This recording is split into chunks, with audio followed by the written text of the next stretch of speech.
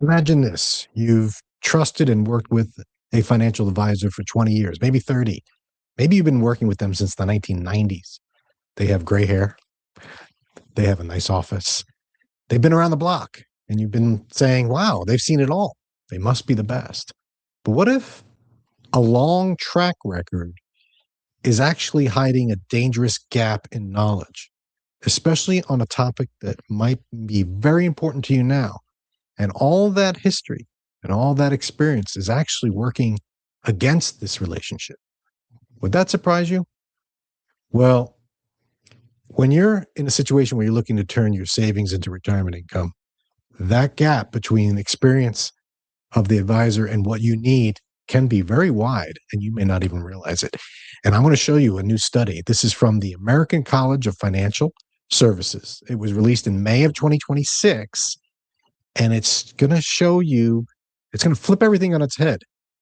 If you stick with me for a little bit, I'm going to go through very specific questions you can ask anyone you're thinking about working with or you're currently working with to make sure that there isn't a misalignment between what they know and what you need. Speaking of a misalignment of what we know, let me bring in Tony. Tony, welcome to the show. We're talking about advisor experience.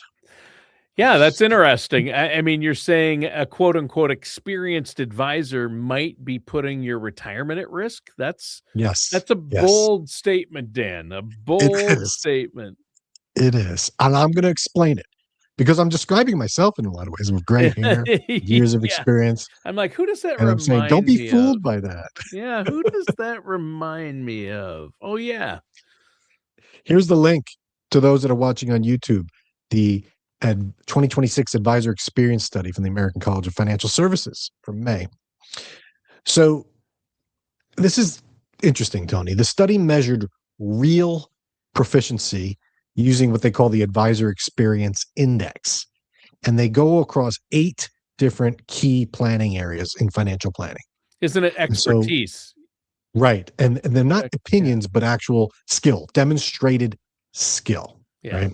But here's the headline that should make you say, whoa, 51% of the services that advisors deliver are being provided at only a basic or intermediate level. 51% is at basic or intermediate. Doesn't sound exciting. No. The other red flag, Tony, is when it comes to retirement, advisors who list retirement income planning as one of their top services, nearly 6 in 10 are delivering the basic or intermediate. So only 40% or so are actually operating at the level that you want, the expert level of expertise. Yeah. Right. And that's specifically for the retirement income planning. Yes. So, but that's a big part of what people need. I mean, that's the trick. That's the crux of the biscuit right there, is retirement income planning, how to solve for income in retirement and get it right and know it's going to last as long as you do. Right. Right. Well, the only people that really need that are those looking to retire. Right. If you're in your 30s and you're just investing in the market, you're not planning retirement anytime soon, that skill set is not needed from your financial advisor. Right? So this is what I'm saying is maybe your advisor is fine, but if you're looking for a specific situation like retirement income planning, you need to not rely on years in the business or how long you've worked with them as your guiding light. In fact, I might argue that if you've worked with the same advisor for 30 years and you're now looking to retire, that advisor may not be appropriate for you, despite the history. Yeah, good point. And I'll put it in plain English. When it comes to retirement income planning, that's one of the checklists. Like, what do you do as an advisor? Retirement income planning is like one of the things. Oh, I do this and this, and a lot of them just check the box. But creating a lifetime paycheck, like you said, that will last your whole lifetime, but factoring in sequence of returns risk, inflation, health insurance, Medicare, taxes, longevity planning, all of those things combine into one specialized skill called retirement income planning. And it's not something you just pick up by being a financial planner investment advisor, stock picker for 25 years. You just don't pick up how all of those interact if all you're doing is managing money. Yeah. Because it's totally different. Yeah. Makes sense. That's what I wanted to point out. It's a very specific skill set that people need to be aware of.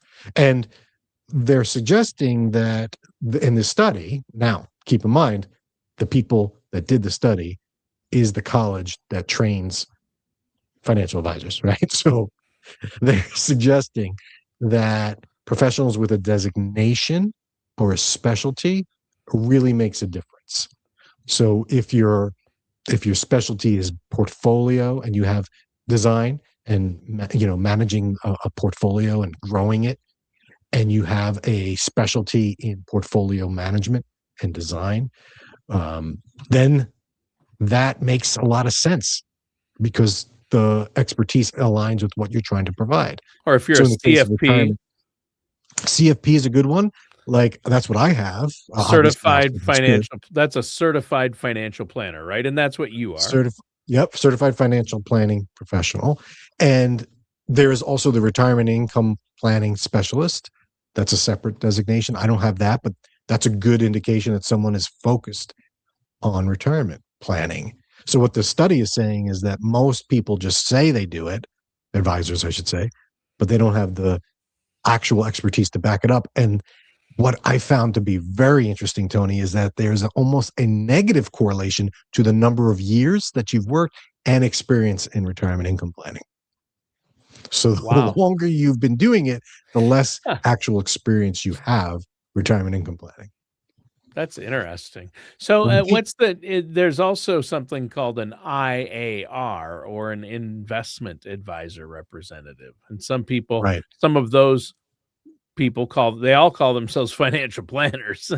Yes. Well, everyone can call themselves a financial planner. There's no guidelines on that. That's problem number one, but I'm not going to get into it.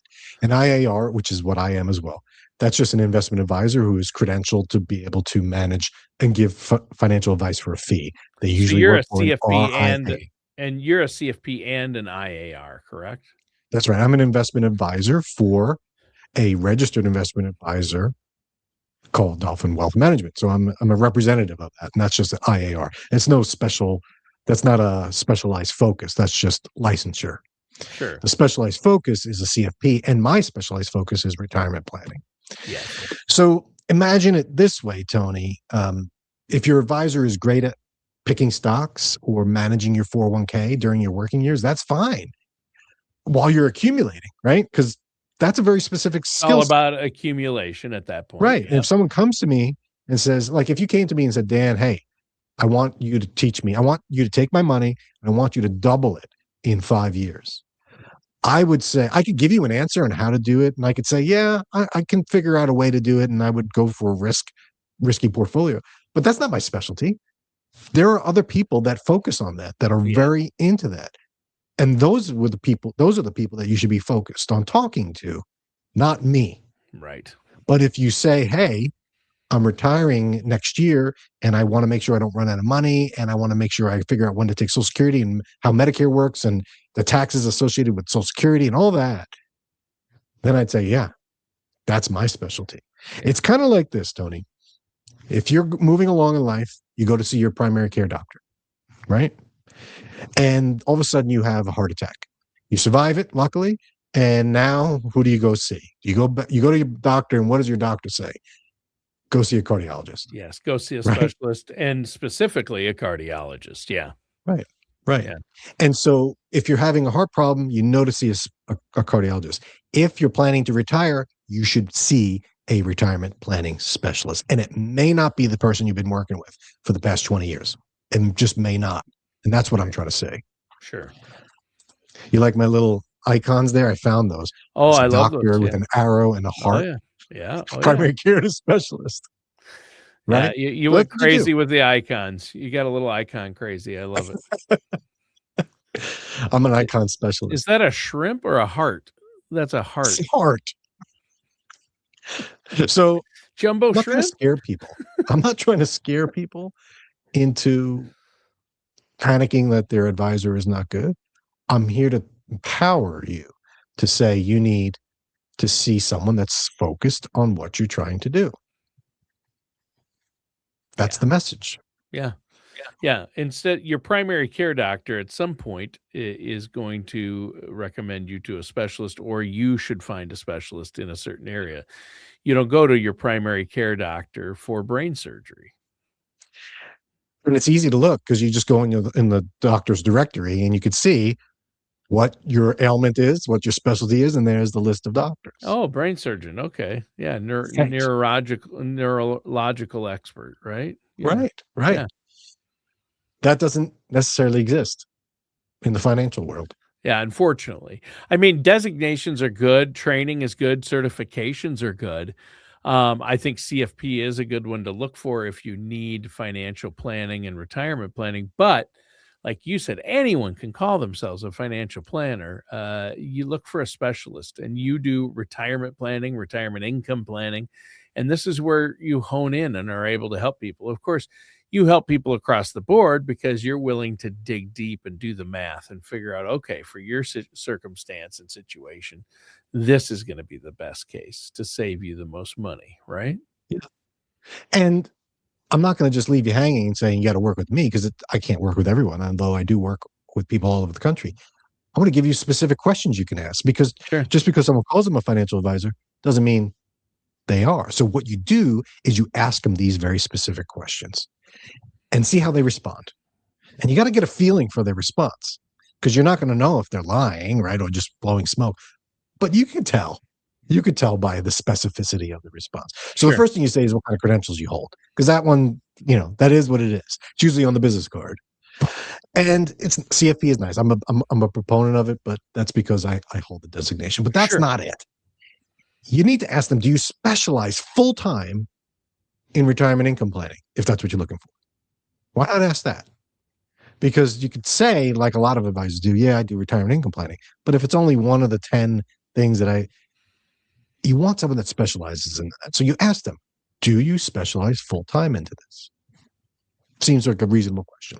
Yeah. The next question is if they say yes, you're like, okay, demonstratively. Oh, yes, they do. Okay. Oh, can you walk me through how you would build a personalized retirement income plan for me? It's a good Like one. my exact situation? What would you do? And then you just listen. And you listen for a confidence and you Mhm. listen for detail. If you get generic answers like, well, yeah, we'd look to see how much you have and we'd figure out a good withdrawal. We'd use a 4% rule. And, no. No. You want to know, are they looking at all the different aspects that are included in retirement income plan, not just a safe withdrawal rate? What about taxes and estate planning, Social Security and health insurance? All of those things work together. Roth conversions, all of it. You got to look for that detail. Yeah. And then it goes back to, so is retirement income planning your focus? Bottom line, that's what you're trying to answer. And what I want to say is, it's okay to fire your advisor, right? It's okay. Yeah. You have your favorite mechanic, and then you get a new Tesla, say, and he doesn't operate on electric cars, and he's like, yeah, I can help you, but it's okay to say, yeah, I get it. I'm not saying you're a bad mechanic. I'm just saying you're bad at fixing the car that I have now, which is Right. important. Yeah. Yeah. That's huge, obviously. So yeah, I think a lot of people get hung up on that. Like, how do they feel bad and they just stay with whoever they're with Yeah. I hope to because think that the people don't feel bad and just stay with me. no, The retention rate for advisors is very high, right? it Generally is. speaking. It is. And I think people, yeah, and you know how people are with their money, they get emotional or they don't want to like to discuss it. So if they've gotten comfortable with somebody that, oh, this guy already knows where I'm at, and even though he's not right for the job or they could be saving over the course of their retirement hundreds of thousands of dollars, they're going to make that financial mistake and stick with him because of awkwardness. It doesn't make sense. You've got to bite the bullet and just you'll feel better afterwards if you make sure you do your due diligence, get to know somebody, and then you can start working with them. Yeah. And don't settle for someone that's been around the block for a while. I mean, it's important. It's great. It's good to know, hey, this person's been in the community or whatever. They've been doing this. I put a lot of content out there. I want people to watch the videos and get a feel for my style, see what I talk about. If you're asking your advisor, hey, do you specialize in this? And what would a retirement plan look like? And they're dancing around it. You can't feel bad about leaving. It's No. your money. You Yeah. can't make a mistake because you can make a big mistake. We've done shows on how people can make huge mistakes. And so shop around, talk Yeah. to people. It doesn't hurt to get a second opinion from Right. 2 or 3 people in your area And or online. you offer a complimentary retirement income stress test? Yeah. Yeah. Yeah. I'll I mean, I'll it's you say free, but, it's free except the time. The only thing it's gonna Yeah. cost you is your time. It's a retirement income stress test. Call 888-508-5935, right? Yeah. Yeah, I put the QR code up there. And if you're watching, you can just let me know. And I don't charge to give a second opinion. I don't think many advisors do. Now I can if we get into the details, if we start getting into the weeds, then yeah, I'll charge you for my advice. That's not a problem, but I'll be upfront about it. I'm not going to charge you to just ask me some general questions No. and get an opinion. I'm not going to get very specific for you, but I would be doing that with multiple people, myself included. Sure. And I don't think advisors, at least the ones that I know in my counterparts that I'm friends with, they're not upset when they know there's another advisor being talked to.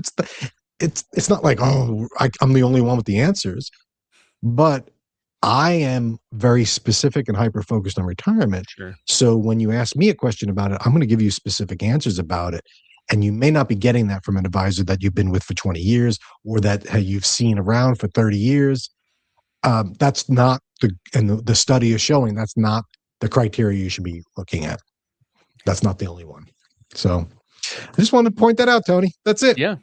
Or you can go to dolphinfinancialgroup.com as well. The information is on the website, right? That's it. That's it. You can contact us online, give us a call. We'd be happy to give you an opinion. So if you're thinking about it, don't be shy because it's your money. And then you hopefully only do in retirement once. So you don't want to Right. mess it up. That's it, Tony. Thanks for another good show. We'll catch everyone next Thanks. week.